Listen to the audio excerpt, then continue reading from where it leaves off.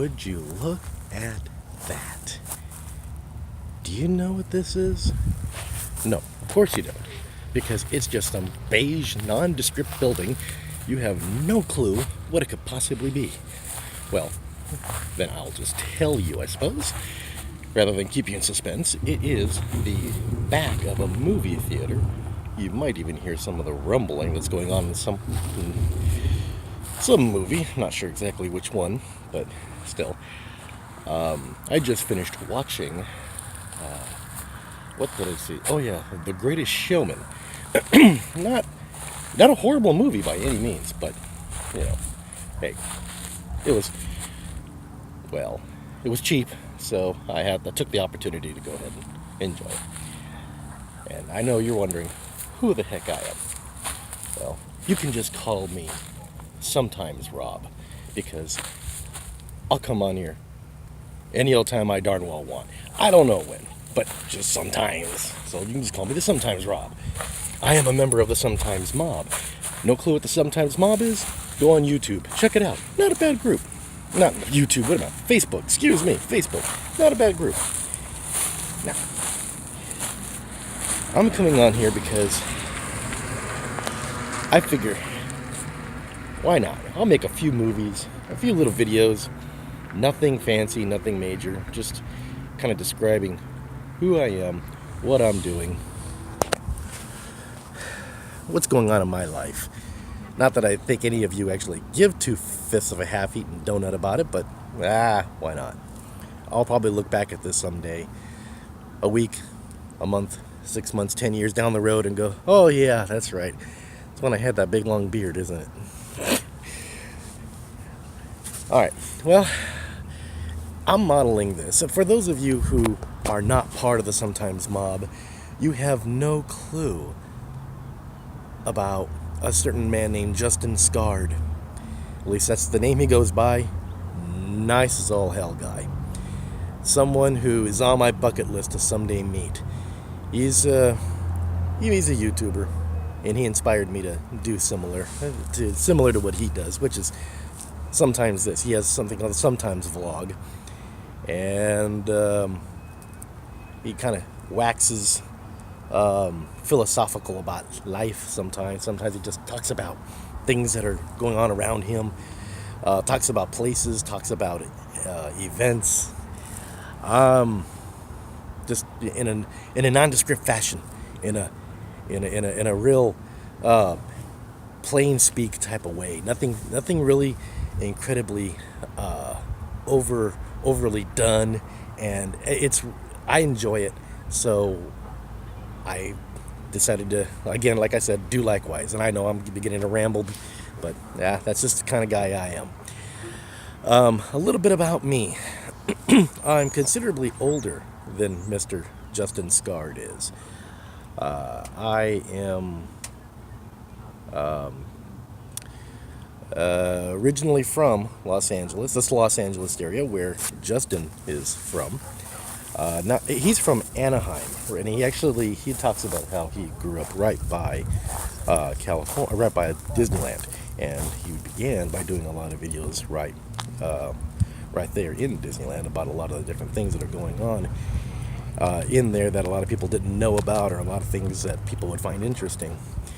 Now, I didn't grow up anywhere near there, at least based on what people who live there believe to be near there. I grew up in an area called the San Gabriel Valley, Alhambra, San Gabriel, Temple City, some of those areas. So, a lot of people who are from Los Angeles figure that's like an hour and a half away. That's not near. But since moving to where I am here in Oklahoma, I'm in Stillwater, Oklahoma, in fact. A lot of people here think, an hour and a half? That's not very far at all. It's amazing the things that you'll come to discover when you are able to travel different places, the perspectives that different people have about all kinds of different things, including travel. I grew up there in the Los Angeles area. I grew up not really knowing what the heck I wanted to do. I kind of knew what I wanted to do with my life. Wasn't terribly sure. All I knew was that when I graduated high school, I was sick of school. I mean, 12 years of being forced to go to a classroom every weekday, of course, except for summer, but that's not the point. And I didn't want it anymore. But I thought I had to. Every teacher I had just pushed down my throat that if you wanted to work somewhere other than a gas station, you had to have a degree. So I shrugged and said, well, I guess I got to go to 4 more years of school. But I did not want to do it back home. I did not want to do it where everyone else was.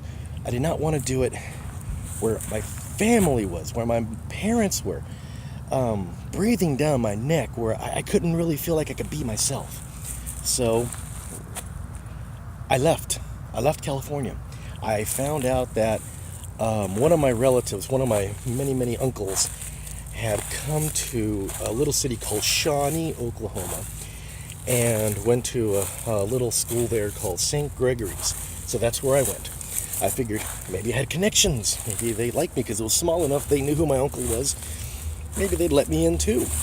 And I applied and they said, sure, come on down. It turns out they would have taken me anyway because they wanted anybody who could possibly pay their tuition bill. But that's neither here nor there. So then I came to Oklahoma, fully intended just to get a degree, go back to Los Angeles, and as you can probably imagine, there's one thing that would keep a young teenage boy from keeping his dreams. That was a young teenage girl, yes. Met this cute little blonde. She said, no, I've seen cops. I'm not going back to Los Angeles with you. Couldn't really blame her, considering how different everything was here in Oklahoma. So I said, well, all right, I'll stay. And I stayed.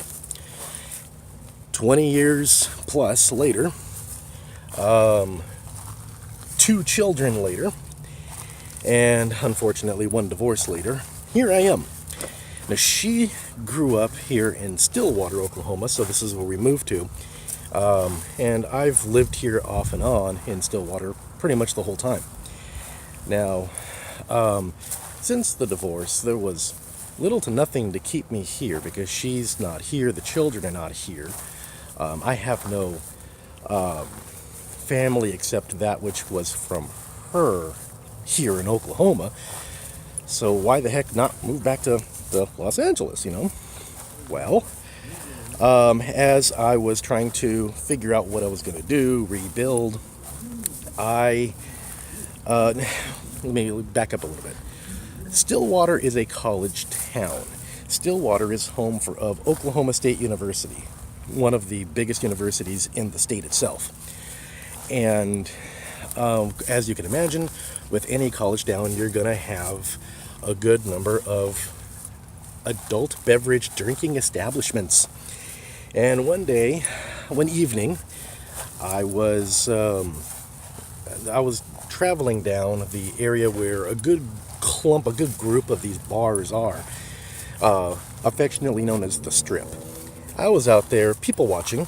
Now at this point I had moved in with a couple of college-age kids to help save money, one of which was a bouncer at one of these bars. And he would manage to, once in a blue moon, let me sneak in into the bar in the back way because the front way almost always had a line. And he just kind of let me in the back way, and I'd go and have a drink or two. Nothing ever, stupidly horrible. And one day I was out there people watching, wondering, maybe this might be one of the times he would let me in.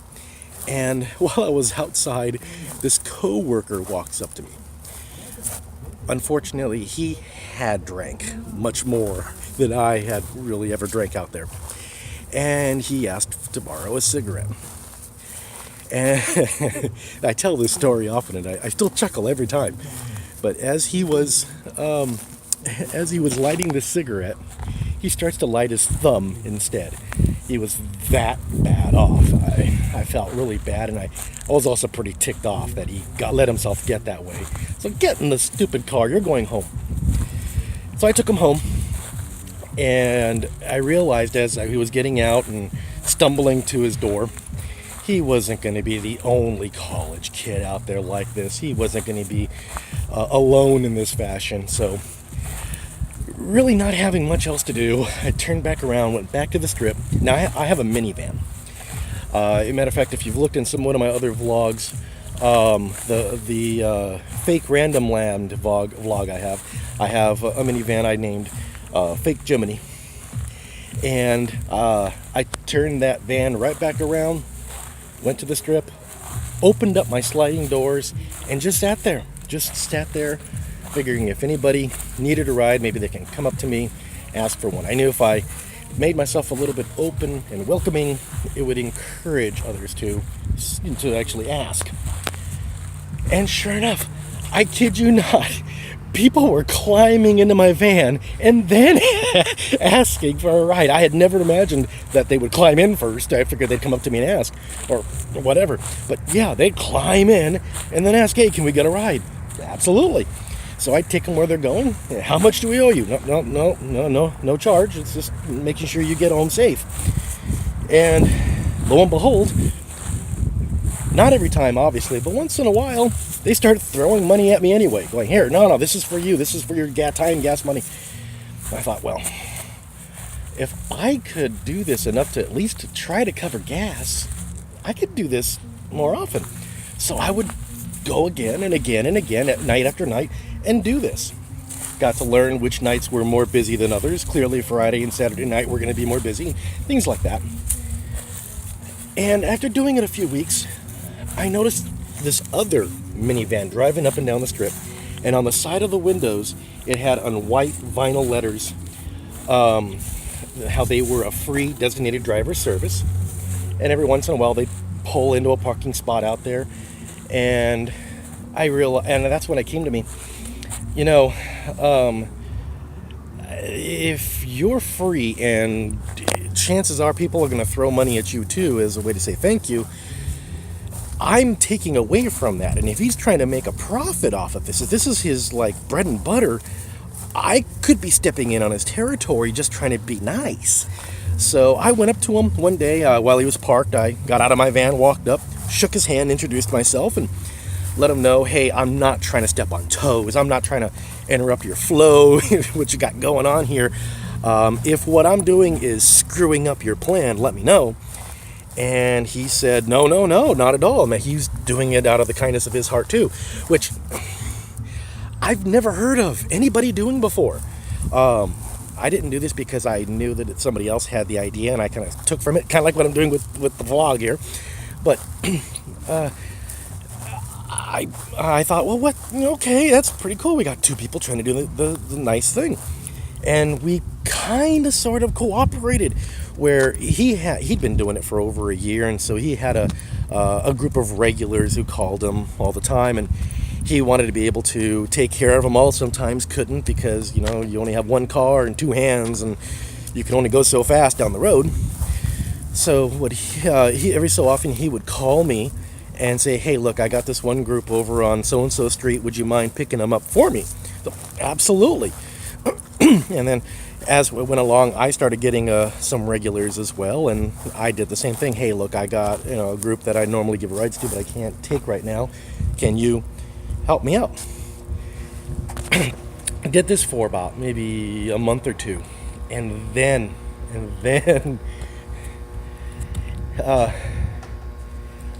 there is an event here. There's an event in, I'm sorry, I had to look over there. I heard a little clicking over here. These are the exit doors for some of the theaters here. And I'm kind of nervous about being here, because I know that when they come out, they're going to wonder why I'm making a movie of a bunch of people coming out. What's this guy doing? Is he trying to case the joint? Is he trying to plant a bomb? Is he trying to become one of those guys that kill people? No. They don't know that you're in there. They don't know that you're enjoying watching them, watching me. So I got to be careful what I'm doing. Anyway, so I I know about this one event that's coming up at this point after doing this a couple of months. It is an annual concert, 3-day concert here in Stillwater called Calf Rye. Now, for those of you who are unfamiliar with the central part of the United States, or what we call the South, a calf rye is not necessarily something that you would automatically understand just by hearing the name. A calf rye is a noun, technically a singular noun. Multiple calf ryes, or calf fries, of course. Now, it can also be an event where you're where you're frying a bunch of French fries, and the whole event's called a French fry. I don't know, whatever. But a calf fry is not where you fry up a bunch of beef. Although you do cook a part of the calf. It's a male calf. There's usually 2 of them on each calf. And you remove it from the calf so that that calf will become, instead of a bull, it will become a steer. You might understand what I'm talking about now. Yeah. People here eat these damn things. Yeah, you might think, okay, that you're in the area of the United States where they make sure they don't waste, they don't waste anything. They eat every part of the buffalo kind of thing. No. People like these damn things. They'll take them. Normally they're small, about the size of a golf ball. You flatten them and you cook them. I've never had one. I never will. I say never, but they say never say never, so who knows? But no, at this point I have no intention of ever having one. And I was gonna go to this concert because it's a 3-day event, huge in this city. They bring country bands and singers from all over the place to come out and perform for 3 days. Lots of people getting drunk, lots of people eating those nasty things and doing other things. And I figured that there were going to be, and the place that that it's being held at is called Tumbleweeds. Tumbleweeds is locally famous for being the first one of, if not the first place that Garth Brooks performed in his professional. I don't know. There's another bar out here that claims that their little nook was where Garth Brooks first performed. I don't know. I don't care. I'm not a Garth Brooks fan. Nothing against the man. I'm just not a country fan. Anyway, so Tumbleweeds is all the way out. It's like a good 2-3 miles outside of the main area of Stillwater. Far away from walking distance to anything that you're going to need to go to after you leave. There's no hotels nearby within a couple of miles. There's no anything. It's just open field. There's a church or two, but of course the churches are closed. No one's going to want to go to the church right after getting blitzed drunk. So I figure I can probably do a lot of good there. And the guy who I was cooperating with, his name is Dennis. Dennis and I, we both cooperate. We plan a little bit for what this is going to happen. He figures that he has seen that when it comes to calf fry, there are quite a few people who do what we do only for calf fry. Of course, Uber makes a killing, as you can Uber and Lyft. They just love this thing. They make money hand over fist. But there are a lot of people who decide to start giving free rides all on their own too. And as a matter of fact, there's I think Tumbleweeds itself offers a free shuttle from their stadium or from their location to a more major part of Stillwater, which is great. As long as people don't have to get behind the wheel, that's the important thing. So, anyway, so we were trying to make plans on what routes we're going to take, how we're going to do this.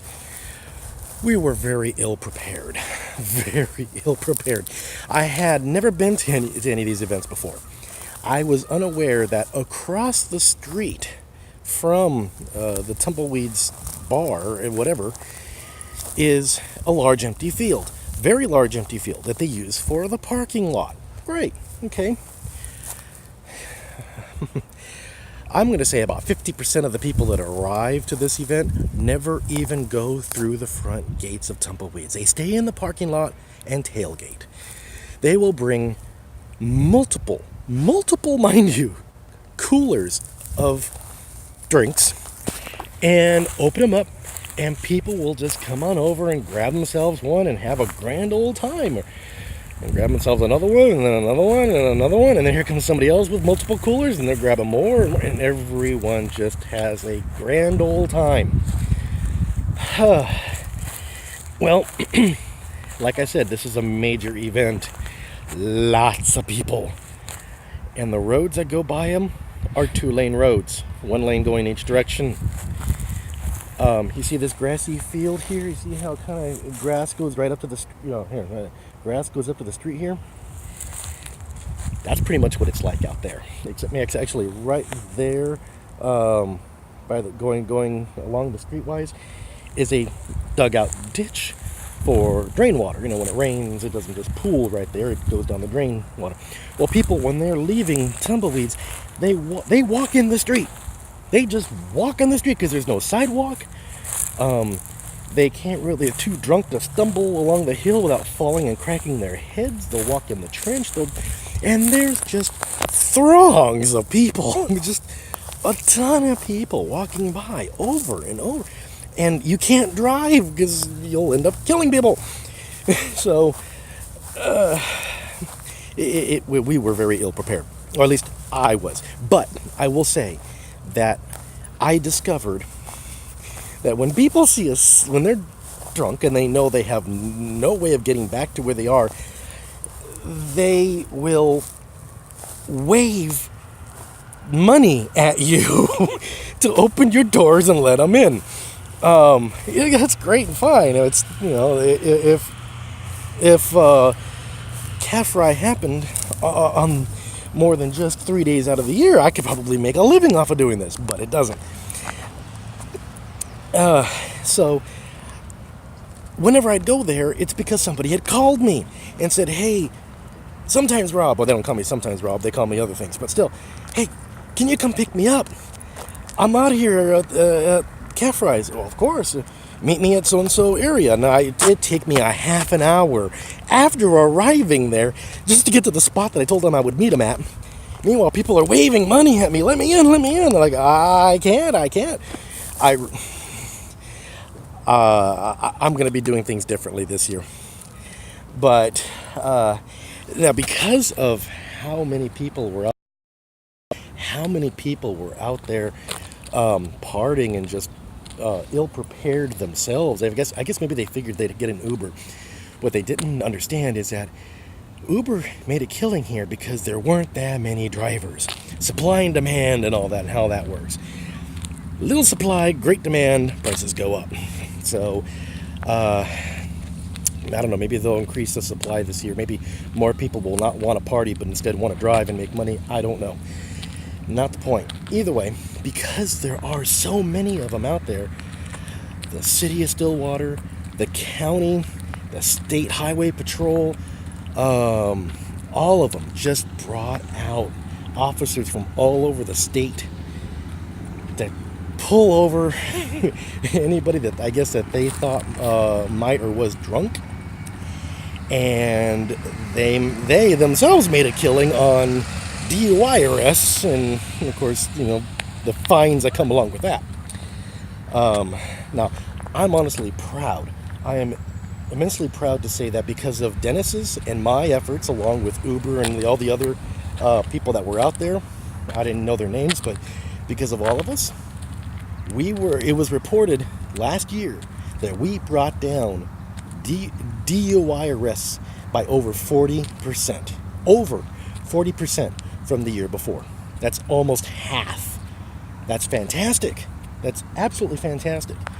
My goal is to try to make that higher next year. Preparing a little better, making ourselves more well known, so that people will know to reach us. making myself much more available to those folks that are out there. Probably maybe getting a couple more drivers if we can. We have to be careful, and maybe I'll explain that in another video, because I've gone on 25 minutes, and I had only intended this to maybe be a 5 or 10 minute video when I started. So, but either way, where was I? Oh yes, so we're preparing ourselves much better for this sort of thing. And bottom line, what we're doing is it's a work of love. It is an absolute work of love. I had often dreamed of. I have an analytical mind. I take situations, I take problems, I analyze them, I figure out why things happened, therefore how to solve them, and maybe even how to prevent them in the future. I can't really do that while I'm behind the wheel. I'm already part of whatever solution there might be. People are already drunk now. My job is to make sure that they don't die or die somebody else while trying to get home. I'm already doing that by being behind the wheel instead, stone sober. There's not a whole lot of analyzing at that point. I mean, there is some, don't get me wrong, you're driving down the road. You're going to analyze anything when you drive down the road. But not like there was in a normal 8 to 5 job. So, in order to change away from whatever I've been dreaming of doing as a child, I remember when I was little, I wanted to be a detective. At one point, I even wanted to be a comedian because, well, I thought I was funny. Whatever. Later, later on, I went into the IT industry. When I joined the Army, I was even an IT guy there. I love doing IT work, but honestly, as much as I do love doing IT work, I love this more. I really do. It's almost a calling, if you will. I really don't know how else to put it. So that's what I do, 7 days a week. Now, admittedly, there aren't many calls in a college town on a Sunday or a Monday. There aren't many calls during the summer, as you can imagine, because most people in this town, they go elsewhere. They go back, quote unquote, home, wherever they came from. Somewhere here in Oklahoma, somewhere from a close by state, whatever, but they don't stay here. This town relies heavily on its university population. So when the university population leaves, this town, well, I won't say it dies. It does not die. It still prospers, but it is nowhere near as prosperous as when school is in session. Either way. So that's what I do during the day, or excuse me, during the evenings. I might make a video during the evenings. I've thought about this for quite some time. I really don't necessarily want to put myself or the business that we have in jeopardy by recording somebody who is inebriated and therefore may not be able to appreciate the fact that they were now put on YouTube from my car, after they sober up and stuff, and next thing you know, there's a big stink about it. Probably not the best business decision at that point. So I'm probably not going to do it. Because anybody who even says, "Oh yeah, that's fine," but they've been drinking, they could technically make a legitimate argument in the future for having changed their mind, having not been in the right mind enough to have accepted, the usual argument that it comes when people are inebriated. So probably not going to do it. We'll just kind of have to wait and see if anything changes with that. But neither here nor there. All right, I think I've pretty much introduced enough of myself. I don't know if and or when anyone is ever going to see this. If, for some reason, any of you strangers out there, and I say that with love because no one's any stranger than me. But if anybody out there that I have not met, have not anticipated ever watching this video, does manage to watch this video, by all means, ask questions. What do you want to know about me? There is a little that I can fathom at this point that I would not necessarily be willing to share or to explain. I'm just an average Joe, an average guy, average American, as it were, in his 40s, just trying to make his way through life. Thank you much for watching. I don't have anything outside of this YouTube channel to tell you subscribe to my this and subscribe to my that, my Twitter, my Facebook, not for this channel. I have personal stuff and it shall remain personal. So I'm not going to tell anybody out here to subscribe to any of that stuff. Who knows?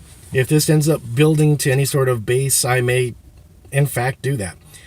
But thank you much. If you've lasted this long, according to this, it's 31 minutes and plus. So if you've managed to stick through it, tip of the hat to you. You're probably stronger than I am. But thank you very much for sticking with me, for watching it. And I will hopefully talk to you again soon. Take care.